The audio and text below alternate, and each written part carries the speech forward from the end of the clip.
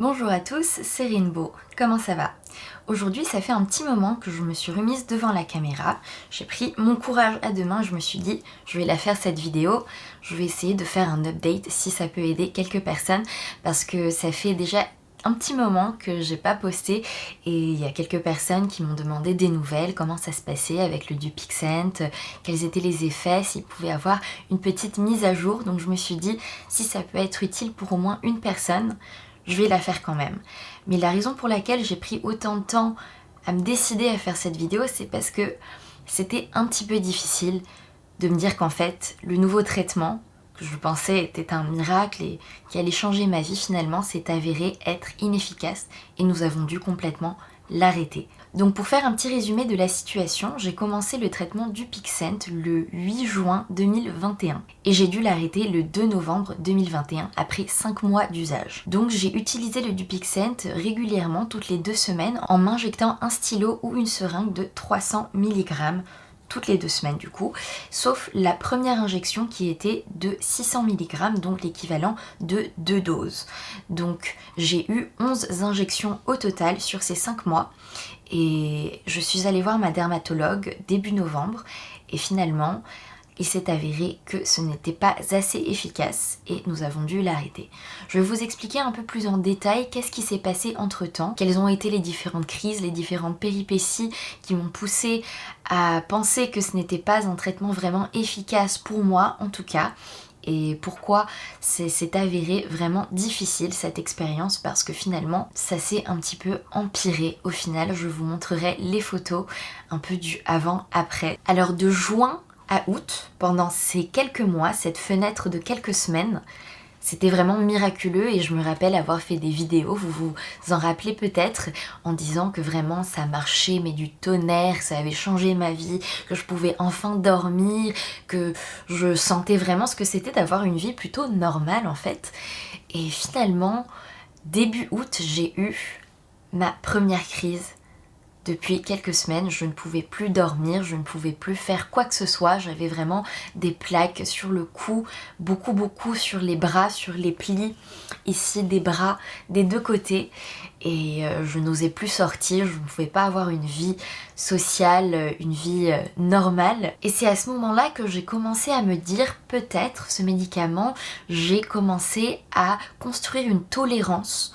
C'est-à-dire qu'à chaque fois qu'on venait en fin de cycle, donc c'était toutes les 2 semaines, environ à partir du 9e, 10e jour, même peut-être un peu plus avant, je recommençais à avoir des plaques, je recommençais à me gratter, je recommençais à ne plus dormir la nuit et ensuite je refaisais mon petit shot 12 jours plus tard. Premier jour, ça redevenait normal, je ne me grattais plus, mais c'était un cycle comme ça et du coup je me suis dit c'est peut-être mieux de décourter les cycles, je ne sais pas, j'ai parlé de sujets aussi avec quelques-uns d'entre vous qui m'ont confirmé qu'il vous était arrivé la même chose. Puis ensuite j'ai continué le traitement et ça s'est apaisé, donc je me suis dit ah peut-être c'était juste un couac, je vais essayer de laisser passer, je vais voir ce qui se passe. Donc ensuite, ça s'est commencé à s'améliorer après cette crise mi-août jusqu'à octobre. Donc mi-août jusqu'à début octobre, ça allait encore top. Tout s'est un peu éclairci sur ma peau, sur ma vie, c'est redevenu à peu près normal, je me grattais plus, je recommençais à dormir, je me suis redit ah c'est plutôt efficace peut-être. Finalement ça marche, je vais continuer. Mais non, catastrophe, vers les alentours un peu avant de Halloween, je me rappelle, j'ai eu des crises phénoménales. J'étais encore en train de me gratter, je pouvais plus dormir, c'était vraiment une des pires crises qui m'est arrivée, même c'était pire que les crises que j'avais eues avant de commencer le Dupixent en fait. Donc je me suis dit, il faut que j'aille voir ma dermato, il faut que je lui en parle de cette situation invivable, il faut que je lui en parle et qu'on trouve une solution ensemble parce que là ça commence à dégringoler encore une fois et ça allait vraiment pas très bien. À ce moment-là j'aurais pu faire une vidéo pour vous montrer mais franchement ça allait vraiment tellement mal que je me disais même pas il faut que je me mette devant une caméra et que je filme ça, c'était juste pas possible. Donc maintenant ça va un petit peu mieux, je vais vous expliquer aussi ce qui s'est passé. Mais en tout cas je suis allée voir ma dermatologue, elle a pris des photos de tout mon corps, de toutes mes lésions. Je vais vous montrer aussi dans quel état j'étais à ce moment-là. Et on a décrété que oui, ben évidemment, ça marchait pas. En tout cas, pas assez sur moi, et on a décidé du coup de commencer un nouveau traitement et d'arrêter le Dupixent. Donc en tout cas, il y a quelque chose qui s'appelle le taux EASI, c'est le taux EASI. Et en fait, ce taux-là, c'est une échelle qui mesure la gravité de la dermatite atopique, de l'eczéma sur quelqu'un. Donc en gros, la dermato va, avec son application, prendre des photos de toutes les lésions du corps et ensuite, ils vont l'analyser. Je ne sais pas comment ça marche, mais en tout cas, ils vont pondre un score qui représente en fait la gravité. Et moi, au début, c'était une échelle de 19,6. Donc c'est vrai que là, vous n'avez pas de comparaison, mais en tout cas 19,6 c'était quand c'était vraiment des lésions sointantes, vraiment plein de croûtes. Je pense que je vous avais montré en photo sur la première vidéo, je vais essayer de vous remontrer les photos. Et ensuite quand je suis allée la voir, c'était quand ça allait encore un petit peu mieux, parce que c'est une dermato qui est vraiment très busy, vraiment super occupée, donc elle pouvait pas me voir tout de suite, elle m'a vue genre une semaine après, et à ce moment-là déjà ça allait encore un petit peu mieux. Et du coup on a repris des photos et c'était un taux de 9,2. Donc de 19,7 à 9,2 ça s'est amélioré, mais sachant que je pense que c'était peut-être 20-21 le taux EASI quand vraiment c'était au summum de la gravité de l'eczéma, donc une semaine avant que je la voie. Donc en tout cas on a décrété que même ce taux là c'était pas assez convaincant pour qu'on puisse continuer le traitement du Dupixent. Du coup après 5 mois d'usage on a décidé de complètement l'arrêter, et donc c'est à ce moment là je me suis dit mais quelle catastrophe, c'était un peu ma dernière solution, c'était vraiment je m'accrochais comme moule à son rocher à ce traitement pour me dire j'ai de l'espoir, j'ai tout essayé mais en fait j'ai rien, il y a encore quelque chose pour me dire en fait j'ai tout essayé, mais en fait non, j'ai pas tout essayé parce qu'il y a encore ça le Dupixent, donc je peux m'accrocher et avoir de l'espoir. Et à ce moment là c'était un peu comme si tout cet espoir s'effondrait un petit peu, parce que là vraiment elle m'a confirmé que ça marchait pas, il fallait encore essayer quelque chose d'autre, et ce quelque chose d'autre ça s'appelle l'olumiante, je vous l'ai apporté ici. Ça s'appelle aussi le baricitinib.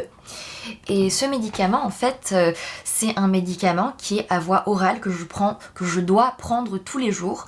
Et donc c'est plus une seringue, c'est quand même plus pratique, mais il y a beaucoup de tests à faire. Peut-être des effets secondaires comme des mal de tête, des boutons de fièvre parfois.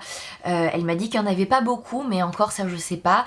Et il faut faire des prises de sang tous les 2-3 mois pour vérifier que tout va bien. Et donc du coup j'ai dû prendre les 3 vaccins, Rivaxis, Prevnar et aussi la grippe saisonnière. Et aussi évidemment le vaccin contre le Covid, donc ça faisait vraiment pas mal de vaccins à prendre en même temps et pas mal de prises de sang à faire. En tout cas voilà, j'ai arrêté le Dupixent, le Dupilumab pour ces raisons, car ça ne marchait pas. Donc en tout cas si vous vous reconnaissez, vous êtes dans ce cas aussi, n'hésitez pas à me tenir au courant, à me dire ce qui s'est passé pour vous. Je suis vraiment très curieuse de votre expérience aussi, ou si vous allez le commencer, comment ça se passe déjà pour vous. J'imagine que tout le monde réagit différemment à chaque traitement, donc on peut pas généraliser. Donc voici la mise à jour du traitement du Dupixent et pourquoi j'ai arrêté ce traitement. Maintenant je vais passer au deuxième point de cette vidéo qui est comment je me suis rétablie. Et bien franchement c'est vraiment un mystère, mais je sais pas comment j'ai réussi à aller mieux. Là je vais vous montrer tout de suite.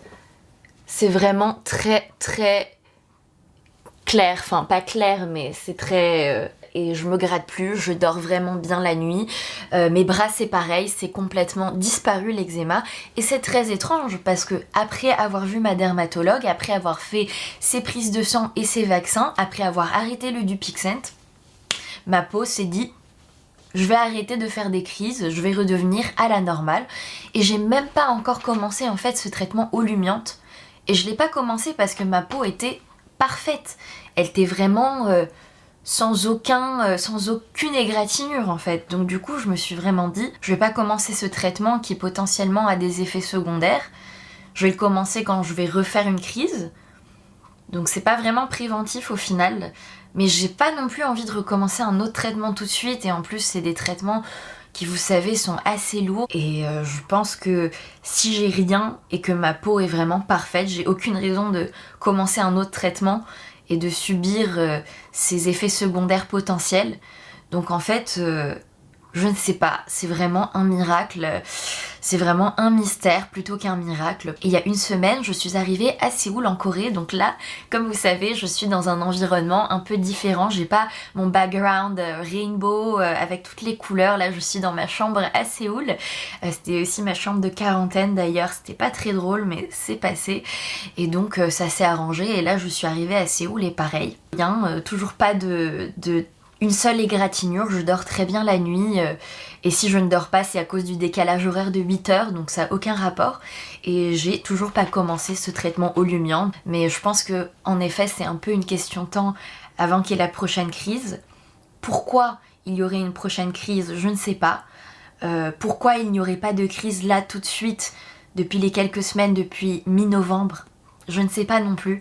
C'est vraiment un mystère, j'en en ai aucune idée. Si vous avez aussi une idée ou une opinion là-dessus, n'hésitez pas à me faire savoir. Mais en tout cas, c'est vrai que l'eczéma, c'est une maladie vraiment très peu comprise.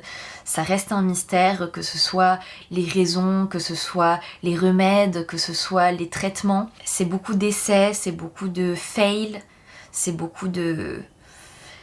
ouais, beaucoup de galères. Et j'espère que pendant un moment, j'aurai plus à me soucier de ça.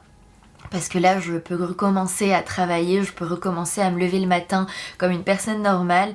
Et en tout cas, si vous êtes dans la situation où vous aussi, vous avez commencé toutes sortes de traitements, je veux quand même vous dire, peut-être un jour comme moi, je ne sais pas pourquoi, ça va arrêter de gratter et vous allez recommencer à pouvoir vivre. C'est possible, vraiment ne perdez pas espoir, je sais que c'est pas toujours drôle. Je sais que c'est pas drôle du tout d'ailleurs, et que quand vous vous réveillez avec juste une peau qui est plus une peau, c'est vraiment pas un bon moyen de recommencer à avoir de l'espoir, ou même à recommencer à vouloir faire quelque chose de cette vie où on souffre trop en fait. Mais ouais, j'ai juste envie de vous dire, attachez-vous bien, on va trouver une solution comme d'hab. On reste fort, on reste, je commence à avoir des émotions, mais oui, il faut rester fort. Je vous envoie vraiment tout mon courage. Je sais que c'est pas facile, et en tout cas n'hésitez pas à me partager votre expérience. Et si vous avez des questions, j'essaierai de vous répondre un maximum. On n'hésite pas à partager les bons plans, et j'hésiterai pas à en faire de même pour vous. Donc voilà, c'était ma vidéo. Ça fait quelques temps que j'ai pas mis en ligne, mais maintenant que c'est fait, je suis super contente de l'avoir fait, et si ça peut aider au moins quelques-uns d'entre vous, c'est mission accomplie pour moi. Donc voilà, merci beaucoup de m'avoir écouté, j'espère que ça vous aura un peu aidé, et j'espère que vous garderez espoir. Merci, au revoir.